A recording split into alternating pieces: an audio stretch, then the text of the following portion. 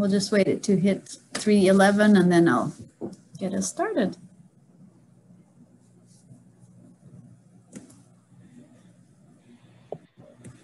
Okay.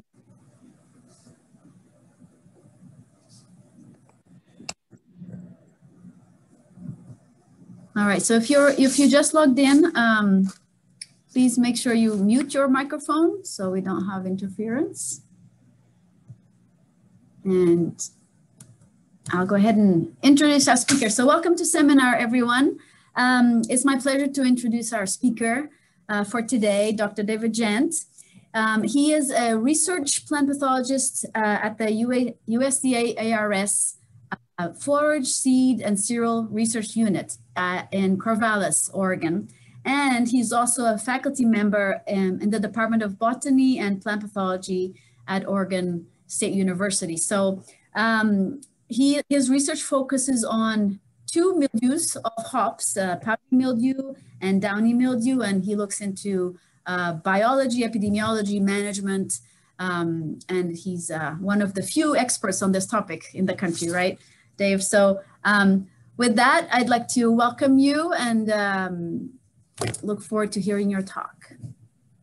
Thank you. Yeah, it's easy to be the expert when you're the only one. So the bar's been set pretty low. Well, I'm really glad to be here. It's great to see some familiar faces and names, and I really appreciate you having me. And what I'll be presenting on today, this is about a 10-year project when it's all said and done, and where we've been working on powdery mildew and where the pathogen overwinters, how it spreads from field to field, and what this means for how we approach management. And so in doing this, what I'm hoping to do is a roadmap for this presentation is I'll first give a introduction to the disease and the pathogen for background. From there, I'll talk about, I'll give an overview of overwintering and dispersal, and this is in the network context. And then I'll present on some research looking at risk factors for pathogen overwintering, which you'll see will be very important for epidemic development.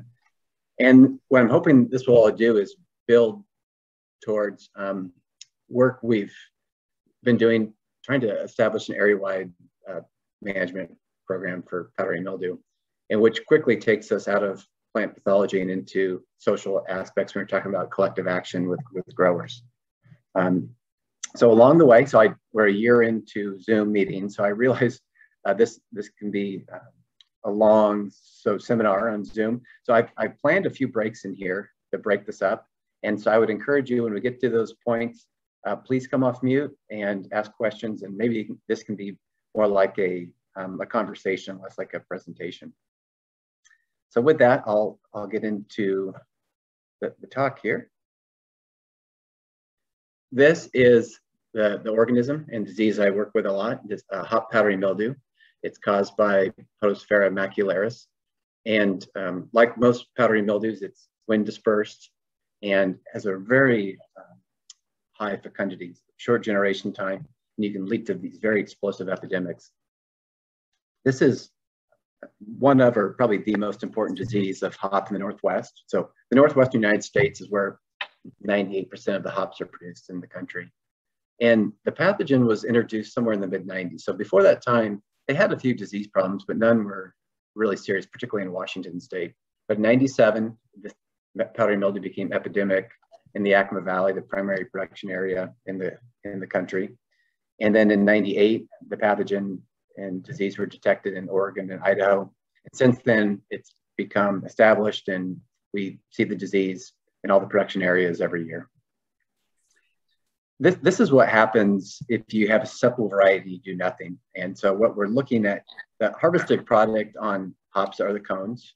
And so these cones, if you have severe powdery mildew, they don't develop. So you get these aborted cones, or they're misshapen.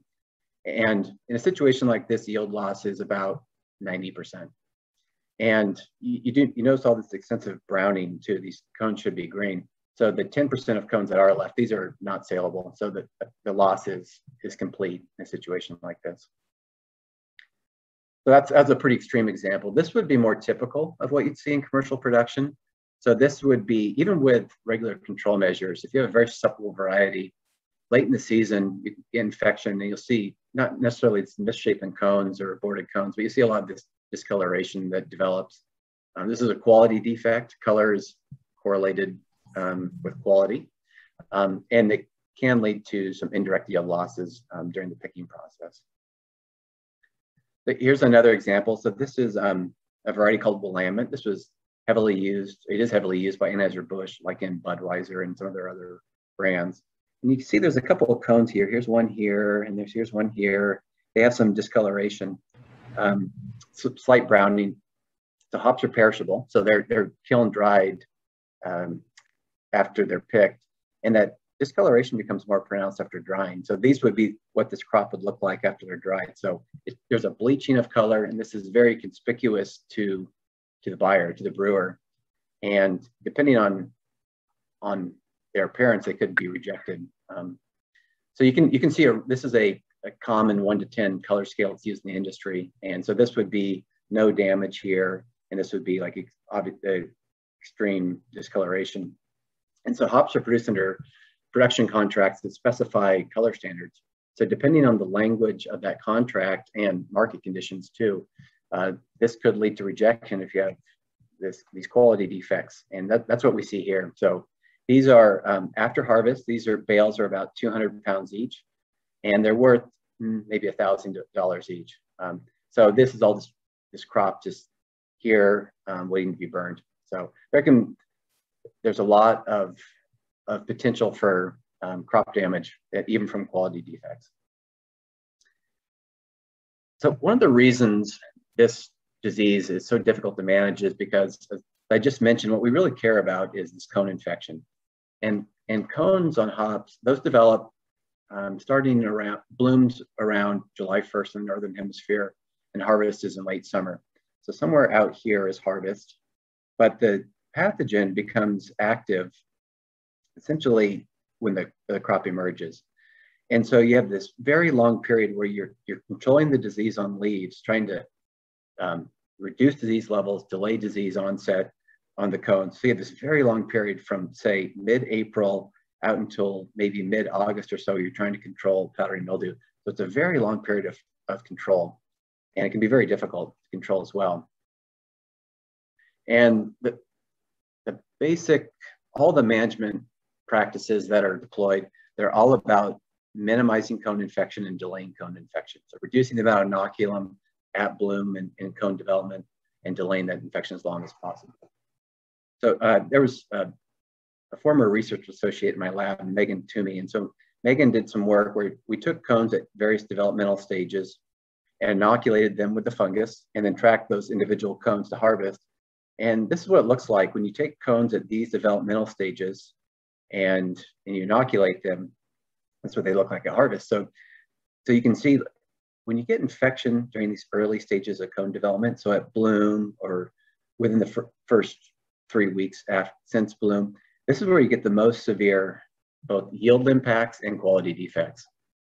And if you can delay infection just several weeks after that to these stages of cone development, you see much less severe impact from the disease. You've really mitigated all the yield loss, and you're dealing with some slight quality defects at this point.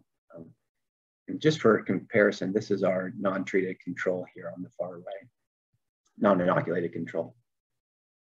Okay, so that sounds like an easy principle, but the reality is this is an extremely difficult target to control mildew in, or any disease, foliar disease.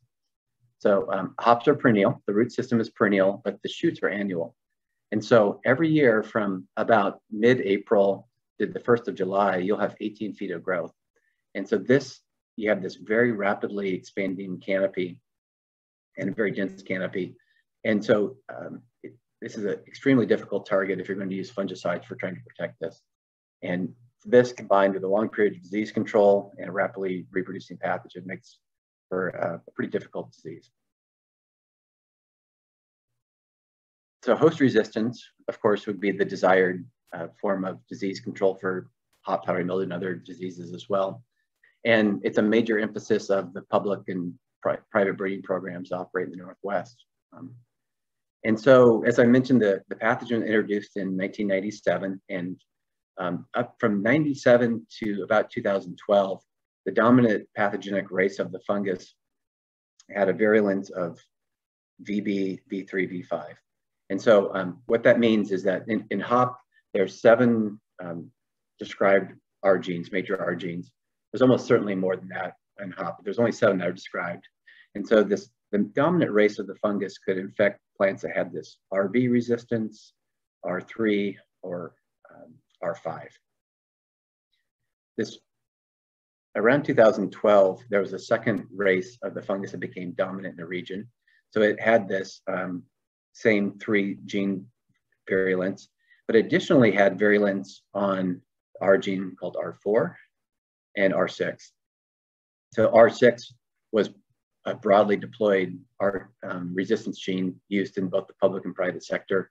And the fungus, when that was deployed on about 20% of the acreage in the industry, we see emergence of this virulent race.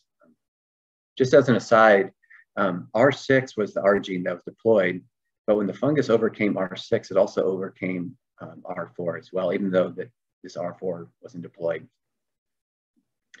There's a third pathogenic race, and this again has that same three virulences, but it additionally has adaptation to the partial resistance in the variety cascade. So with the growth in craft beer of the last 10 years or so, acreage of Cascade, the variety Cascade expanded a lot because Cascade's used one of the most heavily used varieties in craft beer in pale ales and IPAs. And Cascade had partial resistance to powdery mildew, but it wasn't based on one of the known R genes. What we've seen is that the fungus actually could adapt to that partial resistance. So now there's isolates in the population that quantitatively cause more disease on Cascade and cause severe disease. And so we have these, and so the fungus appears to be very adaptable to the most broadly planted host genotype in the environment. Okay, so I mentioned this for background. We're gonna make a mental note here. We're gonna come back to this later in the presentation. So take a mental note of, we're gonna call these strains here non-V6, and we're gonna call these ones V6 here, and for shorthand. So we'll come back to this later, make a mental note there. Okay, so on the pathogen life cycle, this would be typical for most powdery mildews on any plant, where you can have a sexual stage leading to chasmatheciate development, and you can have asexual survival via bud parination. And so during this asexual stage, you have to, it's a powdery mildew, it's an obligate parasite, so the fungus is only reproducing when it has living host tissue. So the shoots remember on hops are annual. So that living host tissue is provisioned by crown buds. So near the soil surface or just below it, there's crown buds that are formed, and those can be infected by the fungus. And the fungus sometime during the growing season, we think in the second half of the growing season, with evidence points to. And then the fungus remains dormant in those buds over winter. And then when some small percentage of those buds break, they'll produce what's known as a flagshoot, this heavily colonized shoot in spring. And that provides the inoculum for that repeating summer cycle. So a curiosity in the biology of the fungus in Northwest is we don't see the acidurous stage. We only see survival, asexual survival. And so here's a picture of a flag shoot. So notice all this mildew growth here. Again, this is a result of that crown bud that got infected last year, and then it emerged, the shoot emerges diseased. And these are very rare events. So we've been looking at, my program and my predecessor have been looking at flag shoots for about 20 years. And the long-term rate we find flag shoots, it's only about 0.05% of plants in Oregon, and only about 0.6% in Washington. So these are really very rare events and very focal infections you see in spring. So the obvious question is, well, why do we only see this asexual survival and we don't see the sexual stage? And so I had a former graduate student in my program, Sarah Wolfenbarger. This was the focus of her master's program. And so Sierra took 15 isolates, clonal isolates of the fungus from the Northwest, and then she did matings on hop where she would pair these together. And she paired these with tester isolates we had from Europe of MAT1-1 and MAT1-2 isolates. So at the MAT1 idiomorph, you can have MAT1 locus, you can have 2 idiomorphs. I'll refer to those as MAT1 and 2 just for brevity here. So when Sierra takes the isolates from the Northwest and she pairs them with these tester isolates, it's only the MAT2 isolates that form Chasmathecium.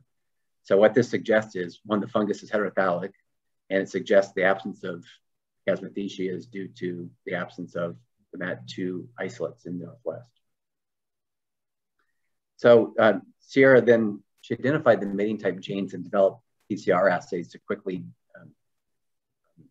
determine mating type, and did a survey, stratified in space and time across the Northwest. And what she found is that she looked at about 180 isolates in 2012 and about 130 in 2013.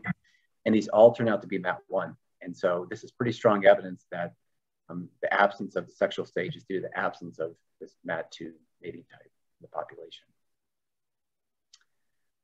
Sierra also collected isolates across Eastern North America and Europe, where there's a sexually reproducing population. And here she finds both mating types in about a 1-to-1 ratio. So this is what you'd expect in these populations where you have sexual recombination. As a follow-on to this, Bill Weldon, he's recently finished up at Cornell, PhD student with David Gadori. So Bill was looking at a deeper dive into the distribution of mating types across the United States and Europe. And Bill's primary objective was to identify what's the westward extent that you find the MAT2 mating type in North America. And so, he collects samples, and so everything in the Northwest that Bill finds is MAT1, like we'd expect. And in Europe, you're finding both mating types in a 1-to-1 ratio.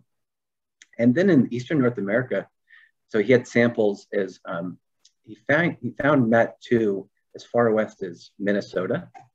But when you look across wild and feral plants, you find both mating types broadly distributed. What's kind of curious though in Bill's work is that whenever you go into these small hop yards that emerge that in the upper Midwest or Northeast, it's almost entirely MAT1 that he was finding. So you can find MAT2 as far west as Minnesota, but you find it almost entirely on wild and feral plants and not on commercial plantings yet. Okay, so here's our first break. That was the intro to set the stage. So at this point, I would welcome folks to come off mute. And if you have a question on anything I've said or just anything for background, I'd be happy to try and answer that now.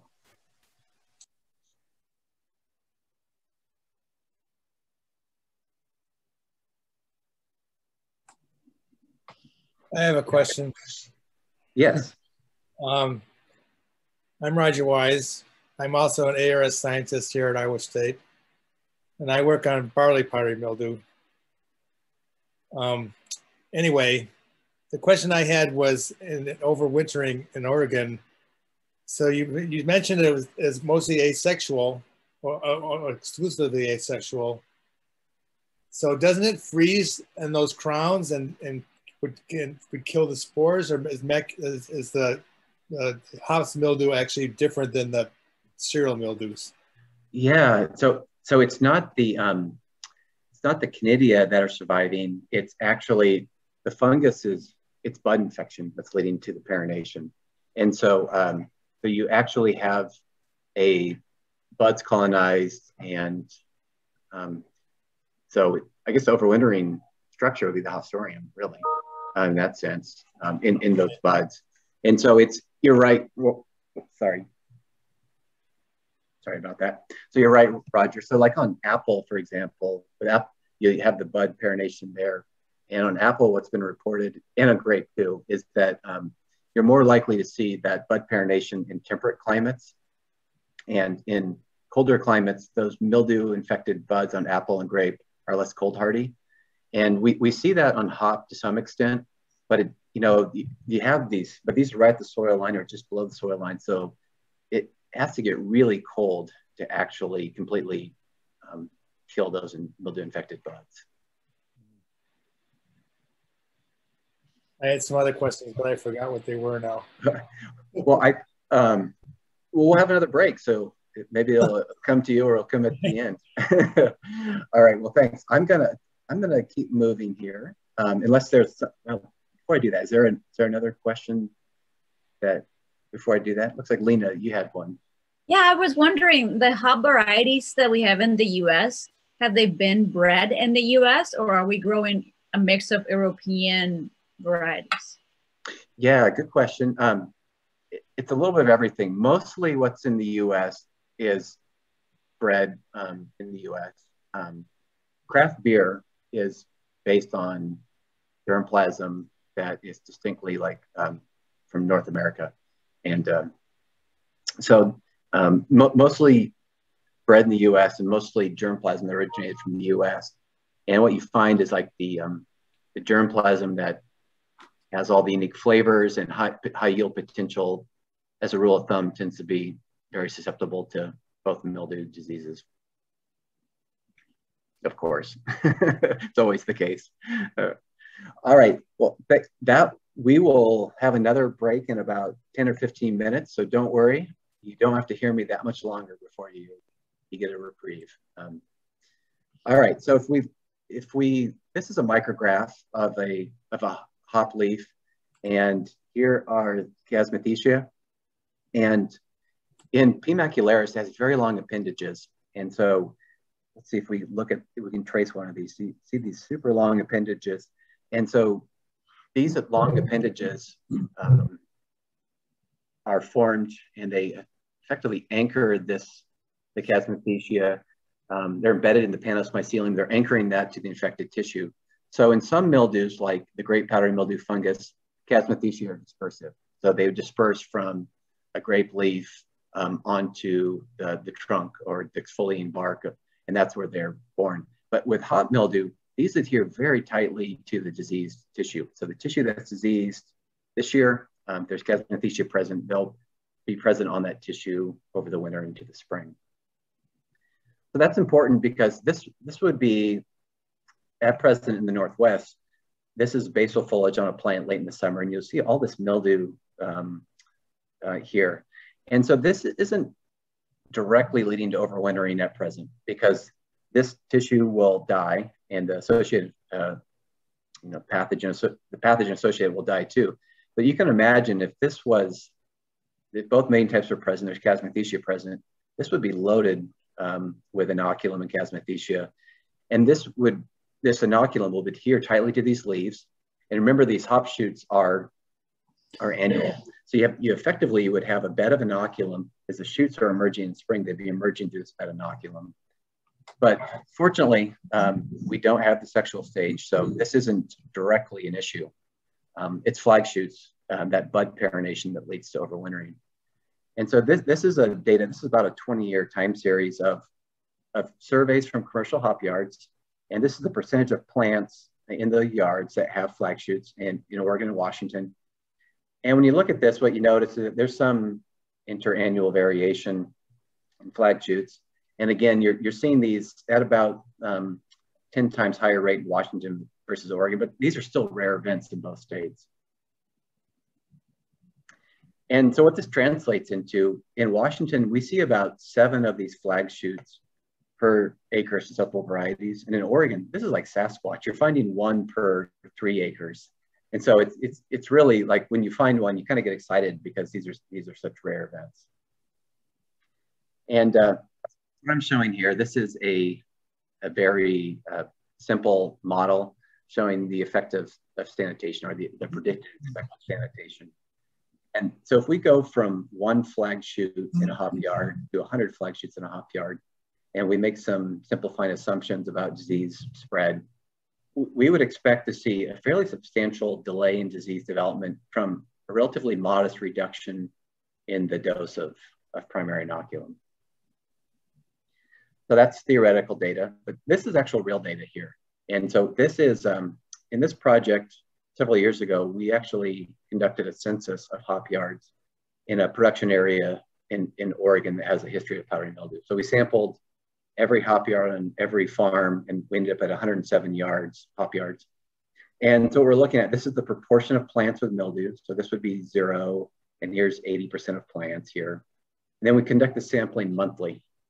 And so I've broken this down here is, this is the disease progress curve here for yards where we first find disease in April. So if we find disease in April, that means they had a flag shoot, okay? And then here's the yards where we find disease in May, that's indicated in yellow. So a little bit later, so maybe they had a late emerging flag shoot, or maybe they were next to a yard that had a flag shoot. Then in the bottom, these are the yards we first find disease, or June and July. And what you notice is that on average, if you have a flag shoot, you're going to have 2 to 3 times more disease than these neighboring yards that might get disease just a little bit later, like a month later. And then notice this on right, see these numbers here? We have access to grower spray records. This is the average number of fungicide applications growers are making in each of these groups of yards. So this is a double impact. If you have flag shoots, not only do you have the worst disease, but you're also spraying about 50% more than your neighbors are as well. And so you have less effective disease control, and it's also less efficient. So if we can, there's actually cultural practices that can reduce or eliminate flag shoots from hop yards. So this would be a hop yard on the left here. This is what they look like in spring. So you have these annual shoots coming up. But for agronomic reasons, horticultural reasons, growers don't train the first flush of shoots. They actually remove these. They'll do that either mechanically, that's what's shown here. So when it's done mechanically, there's an implement that's physically removing those crown buds near the soil surface or a few centimeters below the surface. Or they're doing this with herbicides, so this is chemical pruning. And the thoroughness of how this is done has a large impact on the primary inoculum dose. So this would be, chemical pruning practices are common because they're easier to deploy over large acreage.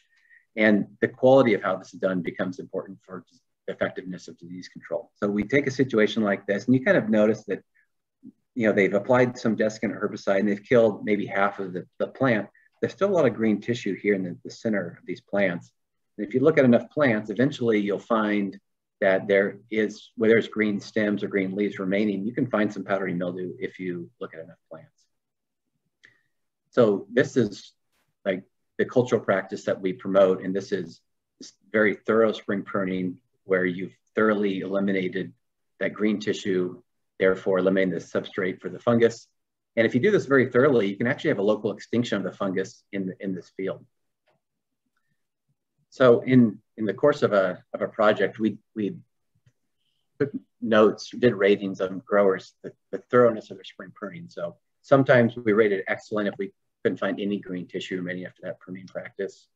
Sometimes we could find some green tissue on every plant, we call that poor, and then here's the catch-all in the middle of moderate.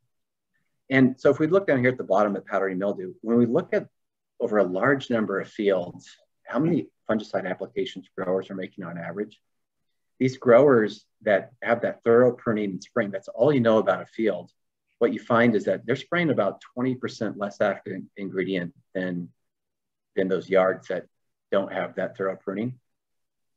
And that is associated with a later start date of their first spray of the season. So they're able to delay their first application simply by being more thorough with that practice. Now, and we're talking about powdery mildew in this presentation, but the other major disease, foliar disease of hop, is a downy mildew. And you see the same trend there, that you get suppression of downy mildew from that spring pruning practice as well, if it's done thoroughly. So what I would like to posit to you as a hypothesis is that the amount of overwintering inoculum is an important determinant of early season disease development. And as you'll see, also the potential for long distance dispersal. This influences the likelihood of severe outbreaks later, and it scales at the regional level. So if we add to that, you know, over the years of doing these projects, what we've also tended to notice is that we tend to find these flag shoots occurring in the same yards, or at least the same regions. And there seems to be some chronic infection that occurs. And this is well known to occur, for example, in grapevine, where you tend to find flag shoots on actually the same plant or the adjacent plant year after year. I think we see something similar in hop. And so to test this hypothesis, the way we approached this was we did this disease evaluations across Oregon's production region, and this was a census. We, as I mentioned, so we sampled every yard on every farm, and in 2014, this was 107 yards, and we do this every year until 2017, and that year is 134 yards, and so we have a complete census of when powdery mildew occurs and where. And so this is what that data would look like. So this was one of the years, and this is in April. And so each of these points on this Google map, this is a yard. And then that point turns from green to a red bubble when we find disease at any level. Okay, so of these 100 or so fields, we find one in April. So this is a flagship, initial occurrence. We sample again in May, and there's a few more late emerging flagships that pop up in the landscape. And look what happens when we go from May to June. We have this huge increase in powdery mildew associated with secondary spread. Let's look at that again. Here's May, June, May, June. Okay, so we keep sampling into July. And so some of these fields, there may have been low level disease, and so we don't detect it when we're sampling in July, but where the most severe prevalent mildew is in the landscape, this is associated with where we found those flag shoots early in the season. And so this is what it looks like in one dimension. So in this year, we start out with a low percentage of fields where we can find disease. So this is the percentage of fields with disease at any level. And so we see this big increase when you get to June. See a consistent pattern of this in 2015, 16, 17. So we see this very consistent pattern of disease occurring initially in a low level of fields and then a large jump as we get into late spring and summer. Okay, break number 2. So, if folks have another question here, something I went over too quickly or something you'd like me to clarify or just general questions, I'd be happy to try to answer it.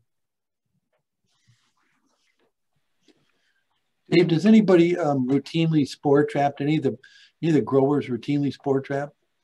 Yeah, that's a good question. So let's see, our good friend Walt Mahaffey, Walt started a project on this, 2004 or so, but no, it's not a routine practice. The short answer, Mark. There's been research on it, and so Walt had a student, and she had a real challenge trying to get a qPCR assay that was specific to P. macularis. It's closely related to the strawberry mildew and cherry mildew organisms.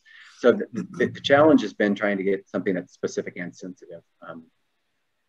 But I have a student that just actually graduated, finished up this week, and he has an assay, and that was the whole point of his project. We haven't done anything with that yet, but we do have an assay we think we can use now. Thank you.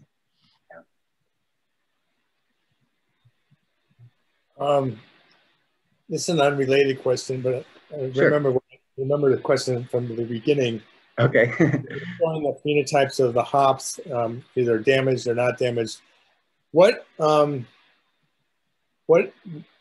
does it actually decrease the quality of the hop as well, besides just knocking it out by inhibiting photosynthesis, I guess? Yeah, so that's kind of the million-dollar questions that growers always want to know from brewers is why does this matter? Yeah, that's what I wondered. So it's there's not good data on it, is the short answer. So if you have infection, there's at bloom time, there's a bittering acid. The agent alpha acids are a soft resin in the cones that impart bitterness to beer. And if you have infection at bloom, your levels of alpha acid really tank. So you can have a reduction in that. But if you get this later season infection, it's very difficult or impossible. Like in our work, when we've done this over numerous years, we can't detect effects on alpha acids or oils or actually yield either when these are late, but you can get some reduction in color. And so when I've asked some brewers about this, so they tell me that you can have some slight off flavors. There's not good documentation on this. It's all in-house. I think it's quite subtle. And the impact of it tends to simulate the impact of aging. So you do get increased oxidation and storage. And so they might not last as long, but we're talking about very fine differences that I think someone with my palate wouldn't be able to detect. Yeah. So the early infections are bad and the late infections are, just depends. That's correct. That's correct. So hops are kind of used for multiple purposes. There's some that are grown for that bittering acid, alpha acids. And those ones, that's effectively a commodity. And so in those cases, you can have cones that look really bad as long as the alpha acid's still there. The growers kind of accept that, and they aren't. When the cones are being used, whole cones by brewers, like for dry hopping or for adding flavor, aroma, that's when they become much more critical of discoloration and any off aromas that might develop. And the earlier you see those infections, the more pronounced those are likely to be. Great, thanks. All right, I'm going to move along here. And so we have this data set where we've looked at landscape level development of powdery mildew. And when I've thought about this, I think that what we really have is a network problem. And so networks are these ubiquitous features in biology and across all of nature, where we can conceptualize each hop yard as a node in the network, and these edges connecting the nodes would be disease development due to dispersal, or the probability of disease development due to dispersal. And we think about this, so where disease is in the landscape, it's not going to be random how it spreads. This is going to be constrained by the network structure. And so therefore, like where overwintering occurs might have a large effect on disease propagation at the landscape level. And depending on where overwintering occurs, it might constrain the size of an epidemic. So this was actually have a collaboration with someone in statistics, and there was a PhD student, Trevor Ruiz, who's pictured here. So to form a network, we needed to form a model of dispersal. And so I'll try to explain this in a way that I can understand it. And so what we're looking at, we're taking that data from 2014 to 17, the monthly incidence of disease in these commercial fields. And we're modeling is the month-to-month change in disease incidence in a yard. So we're going from disease in say April to May in a given field. And what explains disease in a given field is, well, we have autoinfection. There's infection that's occurring at the field scale and not due to any other fields in the landscape. So this is infection that's occurring at the field scale. We also have all these other fields in the landscape. These are going to be varying distances away. These fields will be varying sizes, and they're going to have a varying amount of disease. And so we have another term in this model that controls for source strength. That is the effect of field size and disease severity in these potential source fields. And that is scaled by distance away as the exponential function. And it's also scaled by wind. So depending on where the field is in the landscape, the wind run during that preceding month, we're taking a scalar projection of the wind run. There's another term in this model that controls for this spread due to all other fields in the network. And then there's a last term, and this is, it's an intercept term. It's the baseline disease risk. All other risk of disease development, we can't attribute to these other sources goes into this intercept term. And this is a semi-parametric generalized regression model, but effectively this is just a large regression of looking at disease spread from source to sink across all possible fields in the network. Okay, so this is what the outputs look like. So what we're looking at here, this is latitude and longitude in this figure, and each of these points represents a hop yard. and they're color-coded based on disease incidence. So this point down here in the lower left, this is a field that had a flag shoot in spring, and you can see that it's got quite severe disease. And connected to this node, this field, is these outward directed arrows. These are directed edges on this network, and the width, the density of these edges, the edge weight, depends on that model. And so we see like this field here, there's a strong edge connecting these two fields here, and there's weaker edges to some of these other fields that are more distant. And there's some other points, and if you look really carefully here, there's some other nodes in this network that where we have inferred edges. That's an important point. So we really, this is all inferred spread. We really don't know if it's spread here. This isn't a physical network. This is an inferred network based on this model. So that's what it looks like at a small scale.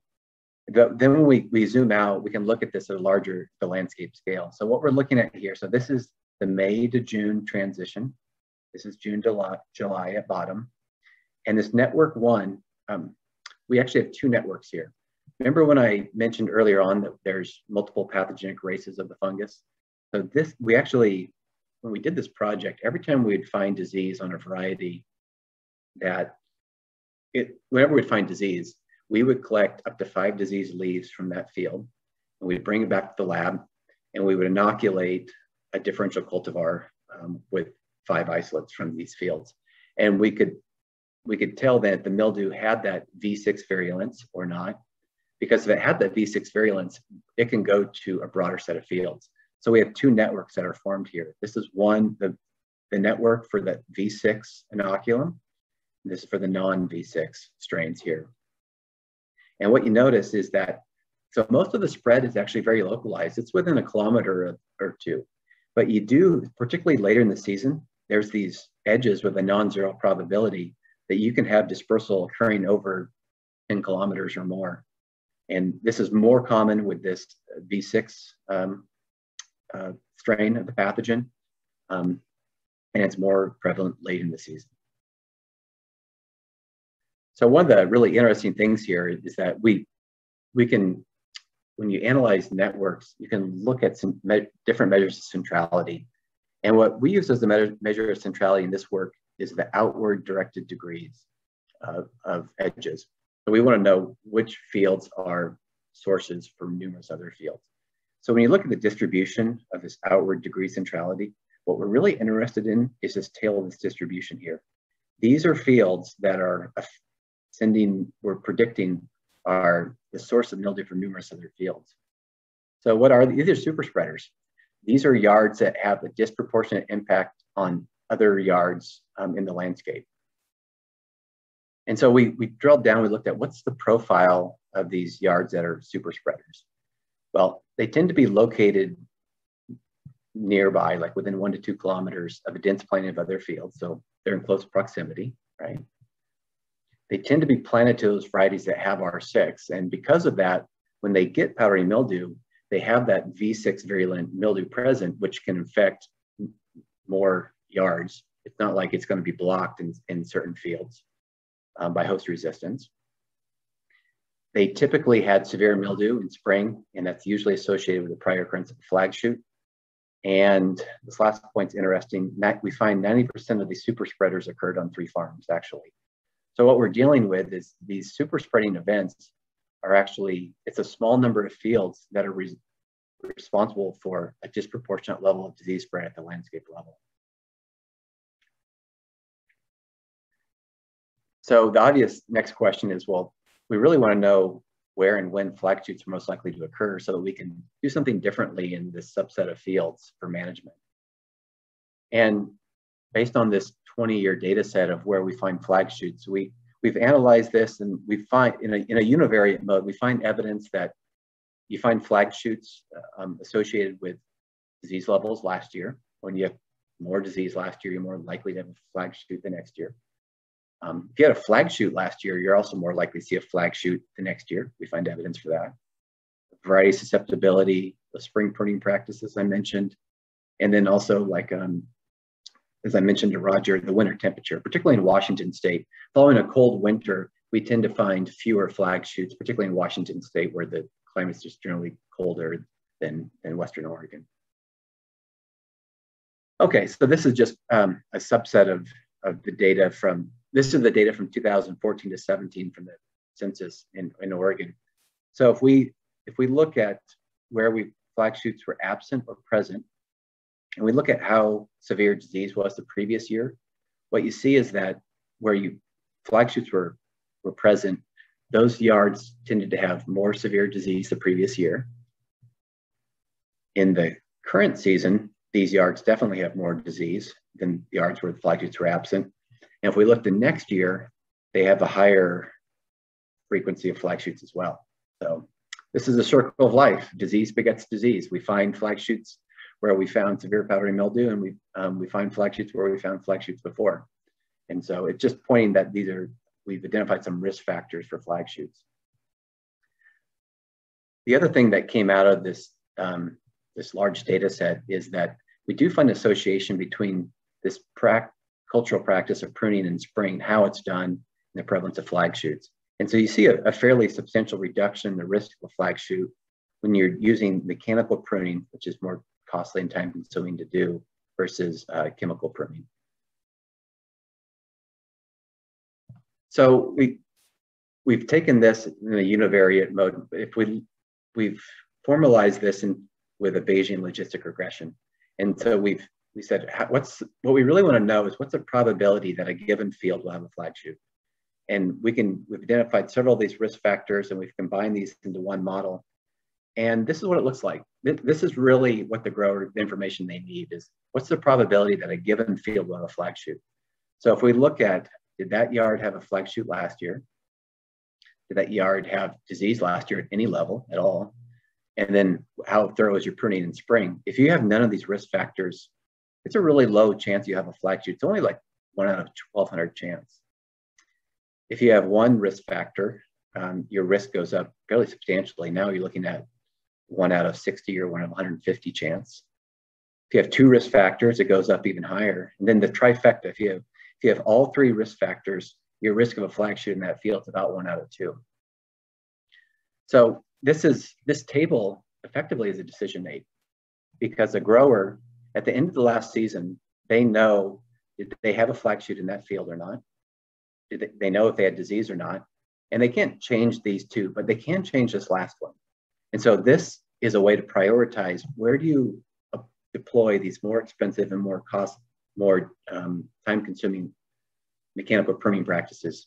You know at the end of last season which fields are most likely to have a flag shoot next year, and you can prioritize these pruning practices into a subset of your fields that are most at risk for disease.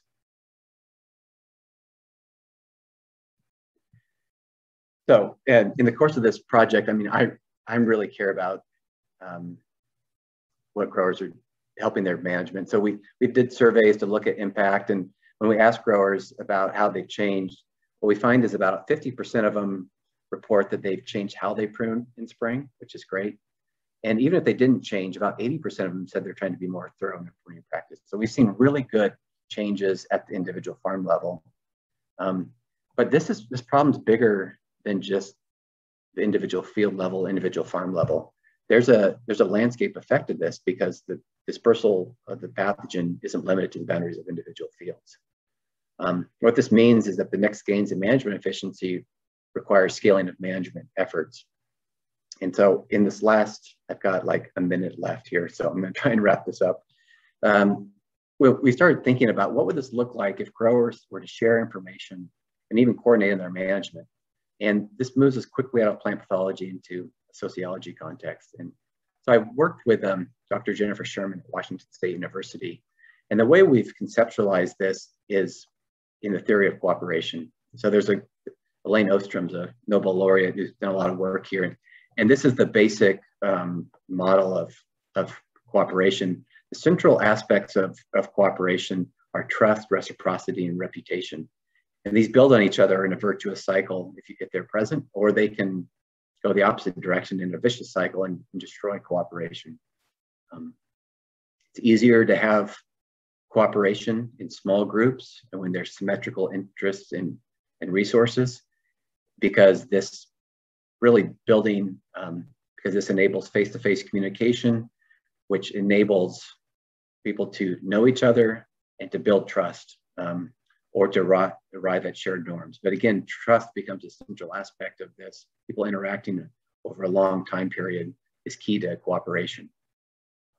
And so when we conducted, Jennifer conducted semi-structured interviews with growers to understand their motivations for or reasons for not cooperating or their willingness to. We found that growers generally viewed the concept of coordinated management as useful, but they all had a reason why it wouldn't work. They said that this would need leadership, probably by a respected grower, to lead this effort. Time constraint. They don't have enough time to deploy their practices or sample. Concerns about the efficacy of the practice, variety-specific concerns about whether they really understood the concepts or their neighbors did. But the big one is competition. They're worried about their other growers using knowledge of disease status against them for competitive advantage. And so when we thought about this, what we've really tried to encourage and how we've approached the structure for area-wide management is think of this as neighborhood-based partnerships. Most of the dispersal that's occurring, you can have long distance dispersal events, but usually most dispersal events are occurring at the scale of the same farm and neighboring farms, like a few kilometers apart. And so really thinking about cooperation as these neighbors that know each other, that interact more, they trust each other, sharing information with your immediate neighbors and trying to coordinate on your management at that level. And if we can reproduce this in enough places, this should scale up to the landscape level, we think. So with that, I think I'm over time, sorry about that. And there's just too many people to thank here, but a number of really hardworking people in my group and a number of wonderful collaborators. And I will try to answer any questions that folks might have at this point. Thank you, David. Questions for Dr. Gent?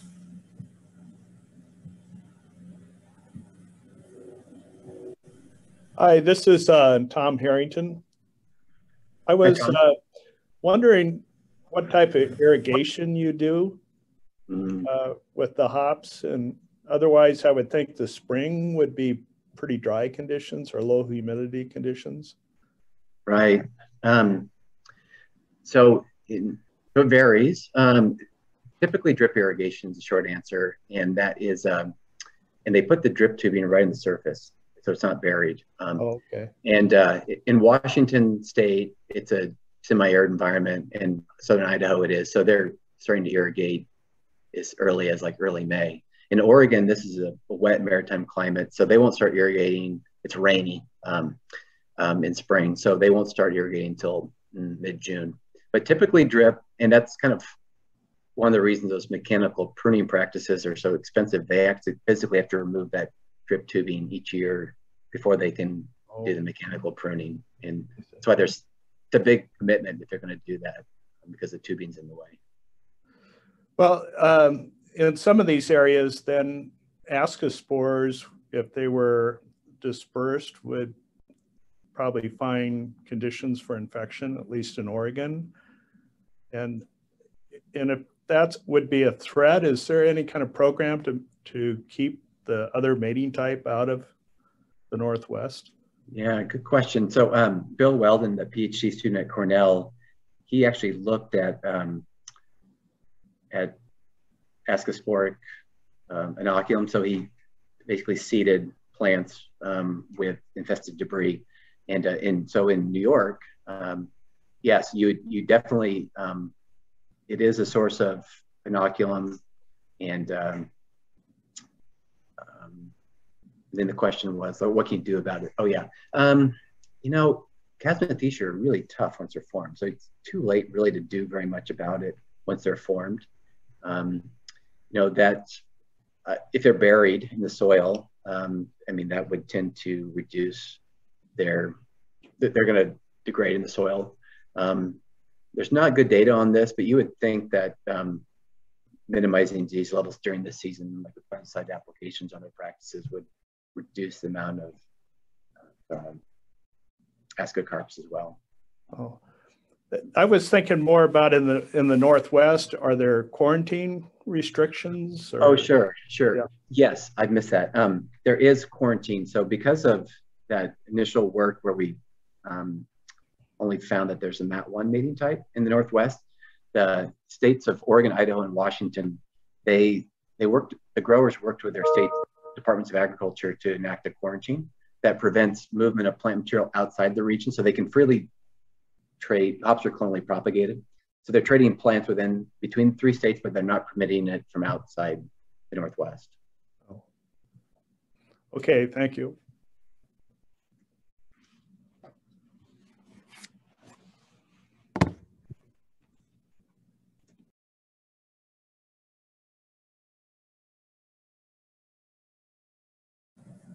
Hey, anything else?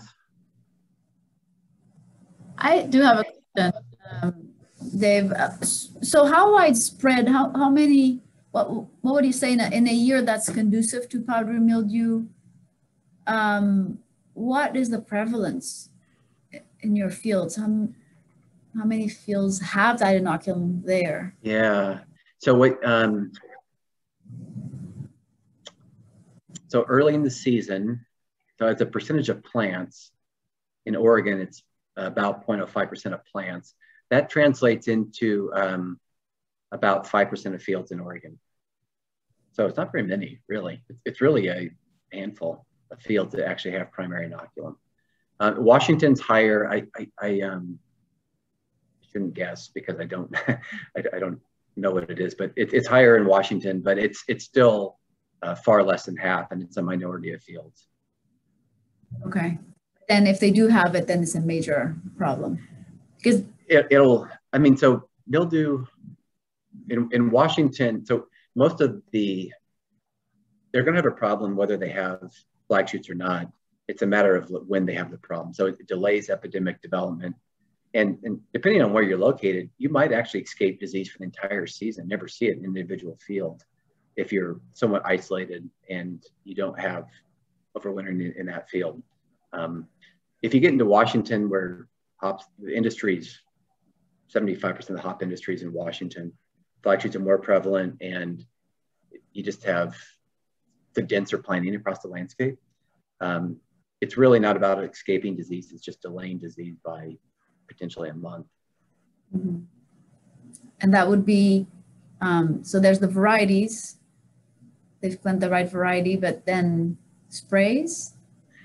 Definitely, there's these cultural practices in spring, like I mentioned, and if you have a very supple variety in Washington or Oregon, 10 fungicide applications a year is not uncommon. It could even be more in some situations. About half of those would probably be sulfur, and then they're using synthetic fungicides as you get into late spring, early summer. Okay. Yeah. Thanks. You bet. All right. Any other questions? All right. Well, if not, let's thank Dr. Gent, and especially for all the time he committed today to meet with the grad students and other researchers that wanted to talk to him. So really enjoyed your talk, and sounds like great research. So thanks. You bet. Thank you for having me. I really appreciate it. Thanks, David. You bet. Thanks, Dave. You bet. Maybe next time we can have you actually come to Iowa. That'd be great. All right. Right. So Lena's on the line, but I think maybe, I wonder if Dave wants to take a little break or before you talk for another hour. Would you mind just 5 minutes? And okay, great. Bio break. Okay. Great. Oh, I'm still on the line, actually. Now that everybody's off, I have just one personal comment before I hang up. Notice you had Cindy Oakham on your slide, acknowledgements.